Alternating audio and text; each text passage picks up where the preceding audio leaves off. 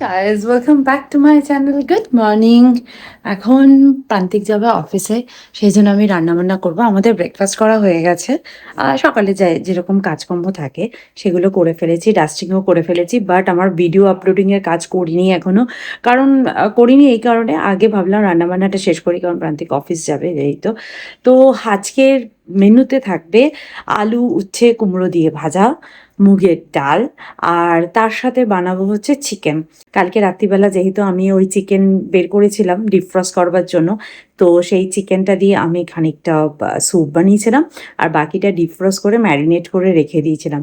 তো সেই চিকেনটা দিয়ে আমি এখন চিকেন বানাচ্ছি, মানে চিকেনের কারি টাইপের, আলু দিয়ে কারি। তো পাতলা করেই করব, বেশি রিচ করব না, তাহলে হেলদি খাওয়া হয়ে যাবে। এই হচ্ছে ব্যাপার। আর আজকে না ঘুমটা খুব ভালো হয়েছে। কালকে রাত্রিবেলা ওয়েদারটা বৃষ্টি পড়েনি, বাট ওয়েদারটা হঠাৎ ঠান্ডা হয়ে গেছিলো, মানে অন্য কোথাও বৃষ্টি পড়েছে, সেই জন্য ওয়েদারটাও ঠান্ডা হয়ে গেছে। তো এখন অত গরম নেই, তবে একদম মেঘলা আকাশ করে রয়েছে, দেখেই মনে হচ্ছে বেশ ঝমঝমিয়ে বৃষ্টি নামবে। তবে সেম ওয়েদার কালকেও ছিল, কালকেও এরকম ক্লাউডি ওয়েদার ছিল, মাঝে মাঝে রোদ উঠছিল, মাঝে মাঝে একদম ক্লাউডি ওয়েদার হয়ে যাচ্ছিল। বাট কালকেও তো বৃষ্টি হয়নি। আকাশ কালো করলেই যে বৃষ্টি হবে এটার কোনো কারণ নেই, এখন আমরা বুঝতে পারছি।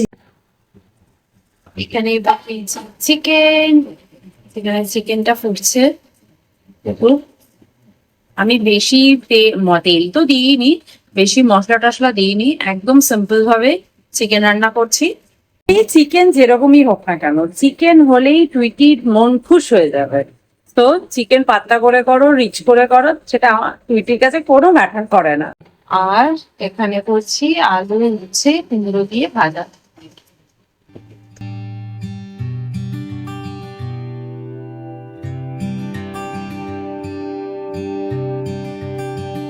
দেখো কাণ্ড, প্রান্তিক জাস্ট অফিসের জন্য বেরিয়েছে, গ্যারেজের থেকেও বেরিয়ে গেছে আর কি, তখন ঝমঝমিয়ে বৃষ্টিটা নামলো।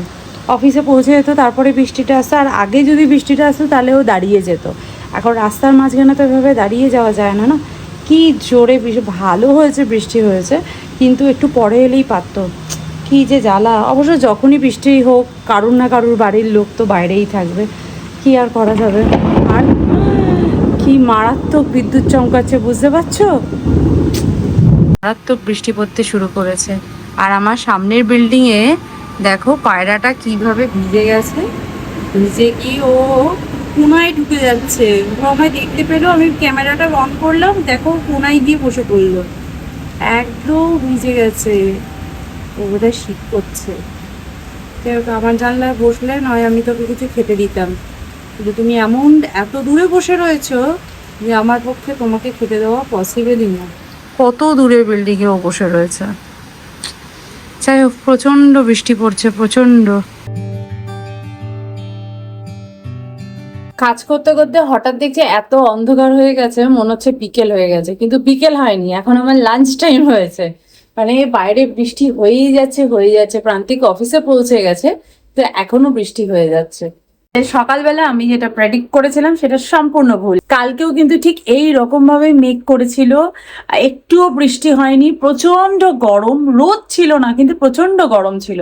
আজকের ওয়েদারটাও ওরকমই ছিল সকাল থেকে, বাট গরম অত ছিল না।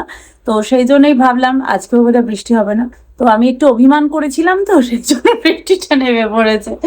যাই হোক, আমি কাজকর্ম করতে স্নানটার করে অফিসে কাজ জয়েন করেছিলাম।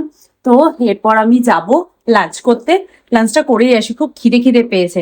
আর আজকে একটা তোমাদেরকে গুড নিউজ দেবো, এটা এখন না পরে। গুড নিউজটা দেবো টুইটি স্কুল থেকে ফিরুক বিকেলবেলা, তখন আমি দেবো। কারণ হচ্ছে এখন যদি আমি দিই টুইটি খুব রাগ করবে, কারণ টুইটি বলে গেছে এই গুড নিউজটা তোমাদের সাথে শেয়ার করবো। লিফটে উঠে এক জায়গায় কর্নারে দাঁড়িয়ে আছে, কারণ হচ্ছে ওই কর্নারে একটা বাচ্চা টিকটিকি। তাড়াতাড়ি আয়, চলে এসছি। লিফটে ফ্যান অফ হয়নি, ইস মাগো, আমি হেন্নায় মরে যাই। টিকটিকি দেখ, বাবা কোথায় গেল রে? ওই তো করে দিই ফোনটা, ওই যে এইদিকে বসে রয়েছে, এই দেখ। ইস পরে উঠে এসছে, মানে ভাব আমরা এখানে দাঁড়িয়েছি, হুস করে যদি চলে আসতো টুইটি। My goodness. অনেকদিন পর টুইটি আজকে পড়তে গেছে, কারণ পরীক্ষা চলছিল, আজকে পরীক্ষা শেষ হয়েছে। খুব খুশি, কারণ আজকে বাংলা পরীক্ষা হয়েছিল। বাংলা পরীক্ষা দিয়ে ওর সব খাতা মোটামুটি বেরিয়েও গেল, দুটো খাতা বেরোনো বাকি আছে না, চারটে খাতা বেরোনো বাকি, হ্যাঁ 4টে খাতা বেরিয়ে যাবে, কালকেই হয়তো বেরিয়ে যাবে। তারপরে টুইটির বিশ্রাম, আজকে টুইটি বিশ্রামেই কাটিয়েছে, স্কুল থেকে এসেও পড়তে বসেনি, কোচিং থেকে এসেও পড়তে বসেনি। আর সকাল থেকে আমি একটা বলে যাচ্ছিলাম যে আমাদের কাছে একটা গুড নিউজ আছে, কিন্তু কি গুড নিউজ সেটা টুইটি দেবে বলেছে। সেটা হলো যে আমরা বেড়াতে যাচ্ছি। বাবা একসাথে বলে উঠেছি, আমরা বেড়াতে যাচ্ছি। আর আমরা এখন বেড়াতে যাচ্ছি পাহাড়ে। টুইটি প্রথম এসে ইন্ডিয়াতেই প্রথম পাহাড় দেখতে যাবে, তাই তো? একটু একটু ঠান্ডা আছে, জ্যাকেট পরবো, এই গরমে একটু সোয়েটার পরবো, ভাব কি মজা। ভাব। যাই হোক, তো আমরা পাহাড়ের দিকে বেড়াতে যাচ্ছি। কোথায় যাচ্ছি বলে দেবো? কোথায় যাচ্ছি তুমি বলেই বলতে চাইলে বলতেই পারে, আমরা দার্জিলিং যাচ্ছি। আমি ছোট্টবেলায় গেছিলাম দার্জিলিং, আর যখন টুইটি ইউএসএ বা কানাডায় ছিল তখন অত স্নো পড়া দেখেছে, স্পেশালি কানাডাতে। এবং তখন আমাকে বলতো যে ইন্ডিয়া, যখন আমি ওকে বললাম যে আমাদের ইন্ডিয়া চলে যেতে হবে বা আমরা ইন্ডিয়া চলে যাচ্ছি, তখন ও একটা কথাই জিজ্ঞেস করেছিল, আমি স্নোটাকে খুব মিস করবো। তখন আমি বলেছিলাম যে আমাদের ইন্ডিয়াতে সবকিছু দেখা যায়, স্নো চাইলে স্নো পাবি, আর সমুদ্র চাইলে সমুদ্র পাবি, মানে মরুভূমি চাইলে মরুভূমি পাবি, সবকিছু পাবি, আমাদের ইন্ডিয়াতে সবকিছু আছে। ও খুব এক্সাইটেড হয়ে গেছিল যে ইন্ডিয়াতে গিয়ে আমি স্নো দেখবো। যে হ্যাঁ, স্কুল থেকে ফেরার পথে তুমি স্নো হয়তো দেখতে পাবে না, কিন্তু স্নো তুমি চাইলেই দেখতে পাবে। তবে হ্যাঁ, এখন যে দার্জিলিং যাচ্ছি একেবারেই সেখানে স্নো দেখতে পাবো না, কিন্তু তখন ওকে এক্সাম্পল হিসেবে আমি বলেছিলাম দার্জিলিং এও স্নো পড়ে, কাশ্মীরেও স্নো পড়ে। ও তবে থেকে বলেছিল আমি দার্জিলিং যাবো, দার্জিলিং যাবো, দার্জিলিং যাবো। তো সামার ভ্যাকেশনেই আমরা যাবো বলে প্ল্যান করেছিলাম, কিন্তু যখন আমরা টিকিট কাটতে যাই তখন পুরো ফুল হয়ে গেছিল।